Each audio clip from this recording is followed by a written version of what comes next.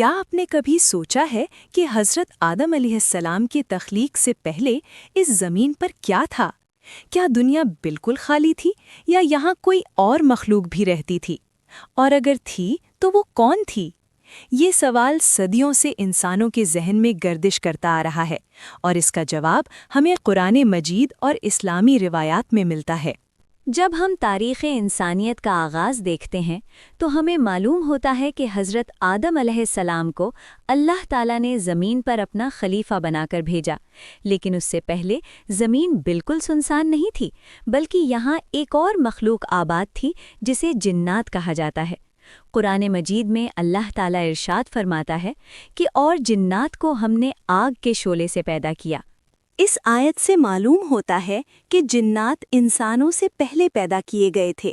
بعض اسلامی روایات کے مطابق جنات زمین پر ہزاروں سال تک آباد رہے اور انہوں نے زمین پر حکومت کی، لیکن وقت گزرنے کے ساتھ ساتھ وہ فساد اور خون ریزی میں مبتلا ہو گئے۔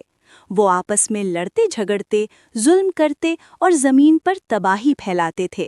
جب ان کا فساد حد سے بڑھ گیا تو اللہ تعالیٰ نے فرشتوں کو حکم دیا کہ وہ زمین پر جا کر ان باغی جنات کو ختم کریں۔ چنانچہ فرشتوں نے زمین پر آ کر ان میں سے بہت سے جنات کو ہلاک کر دیا اور باقی کو پہاڑوں اور دور دراز علاقوں میں بھگا دیا۔ اسی دوران ایک جن تھا جس کا نام عزازیل تھا، جو عبادت میں بہت آگے تھا۔ اس کی عبادت اور تقوی کی وجہ سے اسے فرشتوں کے ساتھ رہنے کا مقام مل گیا۔ بعد میں یہی عزازیل شیطان یا ابلیس کے نام سے مشہور ہوا۔ جب اللہ تعالیٰ نے حضرت آدم علیہ السلام کو پیدا کرنے کا ارادہ فرمایا تو اس نے فرشتوں کو بتایا کہ وہ زمین میں ایک خلیفہ بنانے والا ہے۔ فرشتوں نے عرض کیا کہ اے اللہ، کیا تو ایسی مخلوق کو زمین پر بھیجے گا جو اس میں فساد کرے گی اور خون بہائے گی؟ فرشتوں کا یہ سوال دراصل اس تجربے کی بنیاد پر تھا جو وہ جنات کے ساتھ دیکھ چکے تھے، کیونکہ جنات نے زمین پر فساد پھیلایا تھا۔ لیکن اللہ تعالیٰ نے فرمایا، میں وہ جانتا ہوں جو تم نہیں جانتے۔ اس کے بعد اللہ تعالیٰ نے حضرت آدم علیہ السلام کو مٹی سے پیدا کیا۔ قرآن کے مطابق اللہ نے آدم علیہ السلام کو مختلف مراحل سے گزار کر بنایا۔ پہلے مٹی، پھر گارا، پھر خشک مٹی کی شکل دی اور پھر اپنی روح پھونکی۔ جب حضرت آدم علیہ السلام مکمل ہو گئے تو اللہ تعالیٰ نے تمام فرشتوں کو حکم دیا کہ وہ آدم کے سامنے سجدہ کریں۔ تمام فرشتوں نے اللہ کے حکم کی تعمیل کرتے ہوئے سجدہ کیا، لیکن ابلیس نے انکار کر دیا۔ اس نے تکبر کرتے ہوئے کہا کہ میں اس سے بہتر ہوں، تو نے مجھے آگ سے پیدا کیا اور اسے مٹی سے بنایا۔ یہی تکبر اس کی تباہی کا سبب بنا اور وہ اللہ کی رحمت سے دور ہو گیا۔ اسی لمحے سے شیطان نے انسان کا دشمن بننے کا اعلان کر دیا۔ یہاں ایک اہم سوال پیدا ہوتا ہے کہ اگر جنات پہلے سے زمین پر موجود تھے تو کیا آج بھی وہ زمین پر رہتے ہیں؟ اسلامی عقیدے کے مطابق جنات آج بھی موجود ہیں، لیکن وہ ہماری نظروں سے پوشیدہ ہیں۔ وہ انسانوں کی طرح عقل رکھتے ہیں، ان میں اچھے اور برے دونوں طرح کے جن ہوتے ہیں، اور وہ بھی اللہ کی عبادت کے مکلف ہیں۔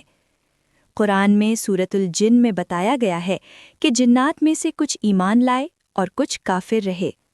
اس سے یہ بھی معلوم ہوتا ہے کہ جنات کی اپنی ایک دنیا ہے جو ہمارے ساتھ ساتھ موجود ہے، لیکن ہمیں نظر نہیں آتی۔ بعض مفسرین نے یہ بھی لکھا ہے کہ جنات کے علاوہ زمین پر کچھ اور مخلوقات بھی ہو سکتی تھیں، لیکن ان کے بارے میں واضح معلومات قرآن و حدیث میں موجود نہیں۔ اس لیے مسلمان ہونے کے ناطے ہمیں وہی بات قبول کرنی چاہیے جو قرآن و سنت سے ثابت ہو۔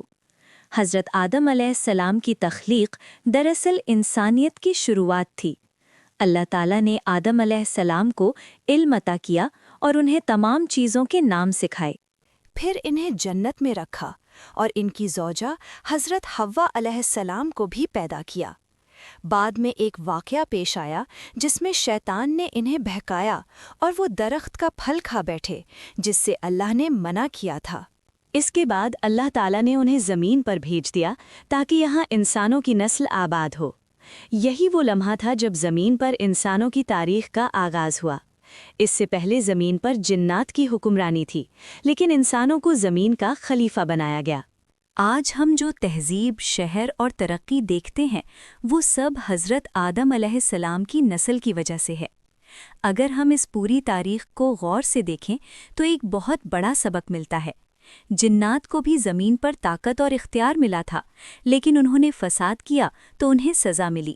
انسانوں کو بھی زمین پر اختیار دیا گیا ہے، لیکن اگر وہ بھی ظلم اور فساد کریں گے تو انجام اچھا نہیں ہوگا۔ اسی لیے قرآن بار بار انسان کو یاد دلاتا ہے کہ وہ زمین پر فساد نہ پھیلائے بلکہ عدل، نیکی اور بھلائی کو فروغ دے۔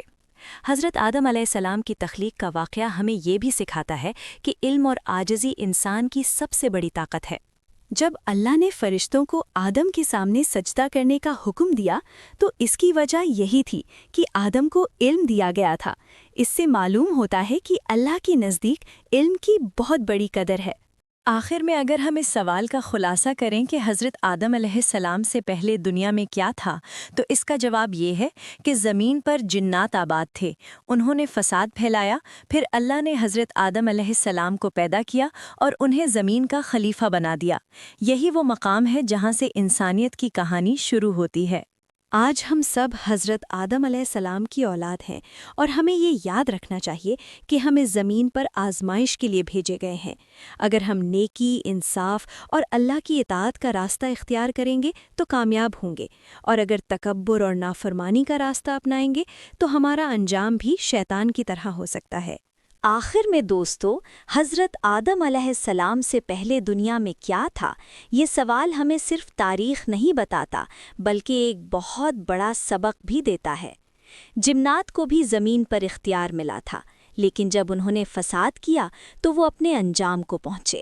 اور انسان کو بھی زمین کا خلیفہ بنایا گیا ہے تاکہ وہ یہاں عدل، نیکی اور اللہ کی اطاعت کو قائم کرے۔ اس لیے ہمیں ہمیشہ یاد رکھنا چاہیے کہ یہ دنیا ایک آزمائش ہے اور اصل کامیابی اللہ کی رضا میں ہے۔ اگر آپ کو یہ معلوماتی ویڈیو پسند آئی ہو تو ویڈیو کو لازمی لائک کریں، اپنے دوستوں کے ساتھ شیئر کریں تاکہ زیادہ سے زیادہ لوگ اس علم سے فائدہ اٹھا سکیں۔ اور اگر آپ اسلام کی تاریخ، قرآن و حدیث اور انبیاء علیہم السلام کے واقعات پر ایسی مزید دلچسپ اور معلوماتی ویڈیوز دیکھنا چاہتے ہیں تو ابھی ہمارے چینل اسلام کے ستارے کو سبسکرائب کریں اور بیل آئیکن دبانا نہ بھولیں تاکہ ہماری آنے والی ہر نئی ویڈیو سب سے پہلے آپ تک پہنچ سکے۔ اجازت دیجیے، اگلی ویڈیو میں ایک نئے اور دلچسپ اسلامی موضوع کے ساتھ دوبارہ ملاقات ہوگی۔ اللہ حافظ۔